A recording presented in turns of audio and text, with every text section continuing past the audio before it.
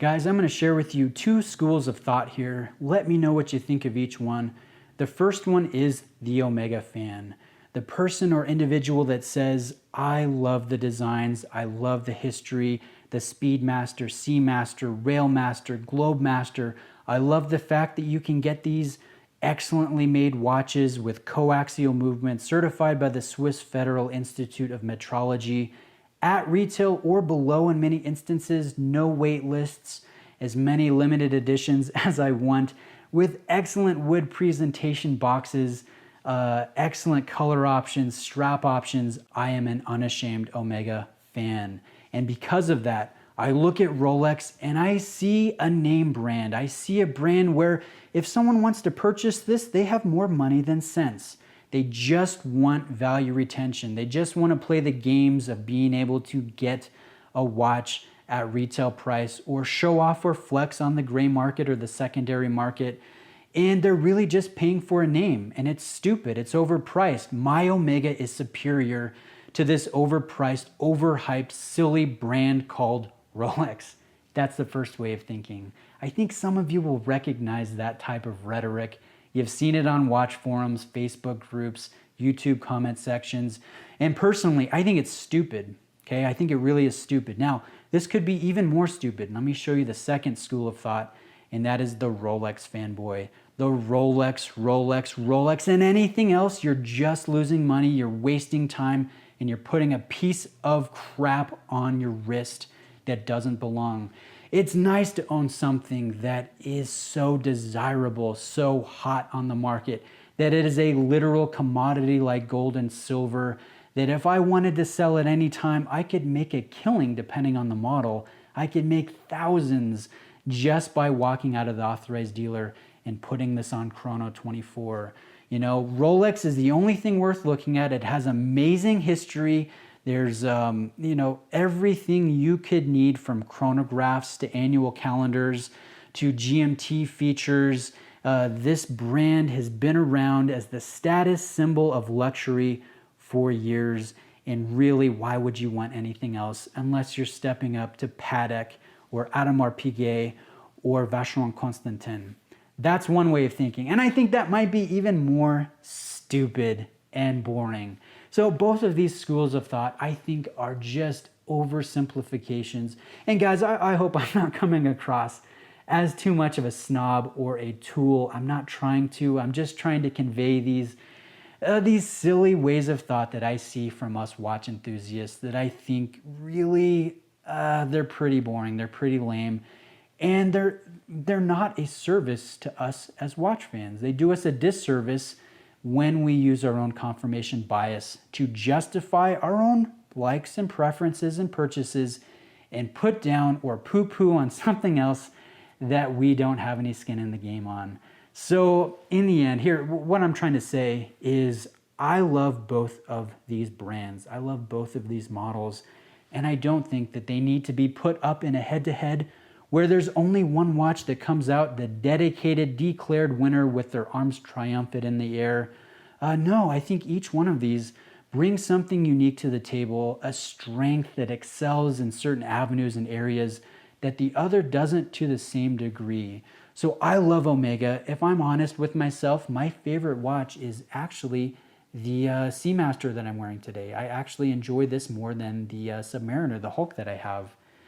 And I love my Rolexes. I think they're fantastic watches. I really love what they bring to the table. So I can enjoy my Rolex one day and an Omega the next day and get equal amounts of satisfaction from wearing both of these watches. Now, that being said, we always want finite answers. Bruce, which one is the better watch? Which one is the better buy? I'm going to tell you guys that. I want to try to answer those questions as honestly and as unbiased as I can. I am an owner of both brands and I am a lover of both brands, so I'm going to try to do this in a very unbiased way. I will say the Submariner, I believe, is the nicer watch over the Planet Ocean. And I say that because it has a sharper detail work, it has a nicer bezel action, the taper of the bracelet, it is a bit more refined feeling, and I think most of you will agree this will work on a wider range of wrists. Under 13 millimeters in height, but still substantial, beautiful. And yeah, I do think this is the nicer watch, but it dang better be, because it costs a whole lot more. $9,350 at retail, and that is even if you can get it at retail. These have a huge demand that far outstrips the supply that Rolex chooses to make, the quantities that they do. And this is also recently discontinued as well, so the price is about to go up even more.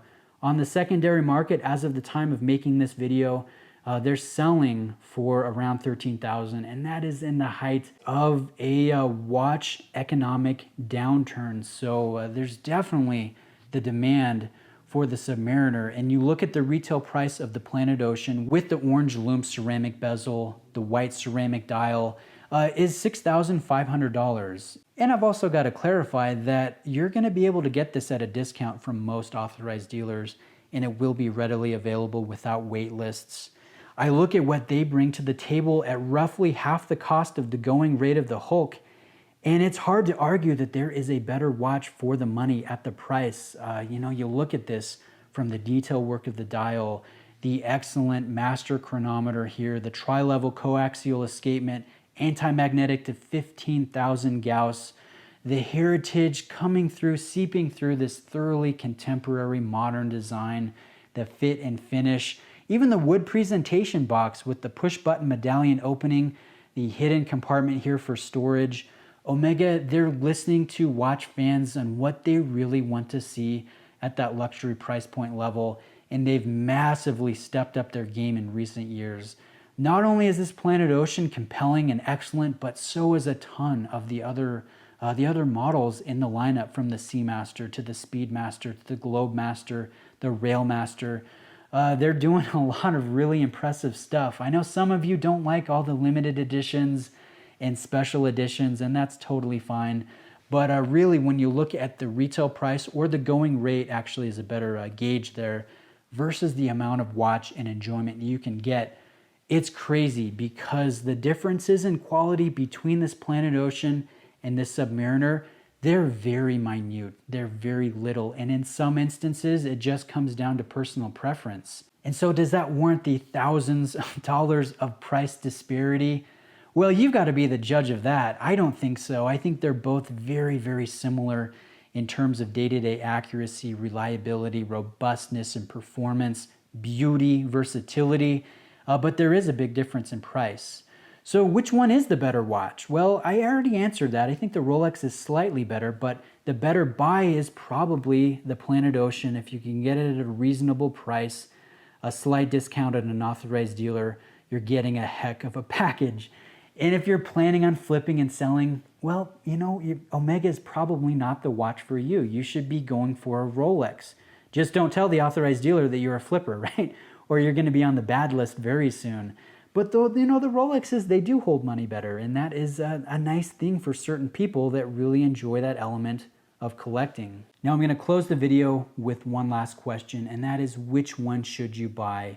It's kind of a silly question, but I'll try my best to answer it here.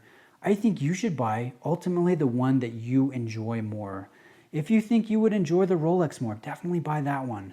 If you think you would enjoy the Planet Ocean, likewise, definitely buy that one.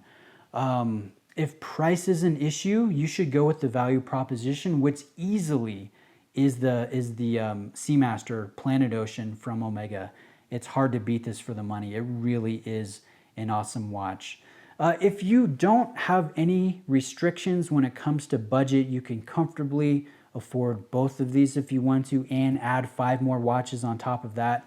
I think you should buy both. They're different enough to where you're not having overlap in the collection, especially if you're going for these vivid colors like the Green Hulk and the white and orange version from Omega. That's the way that I would go. I love both of these watches, and if price is no issue, enjoy both of them, because they both are just fantastic. They bring individual, unique things to the table that really excel. So that's what I would have for you guys today. Let me know if I missed something. Hopefully I didn't come across too much as a tool and a snob, but I really do love both of these watches. It's been awesome to have both of them side by side, and not just the black versus black or blue versus black, but those more unique and vibrant colors this has been a real treat. So guys, check out Exquisite Timepieces. They are the authorized dealer that lent in this Planet Ocean for the comparison and presentation. Nick is awesome. He's a young watch fan. Definitely reach out if you'd like a quote, if you're shopping for a luxury piece, if you want to trade in one of your watches. He's a great guy and he'll take good care of you. So again, thanks for watching, guys, and we'll see you in the next video.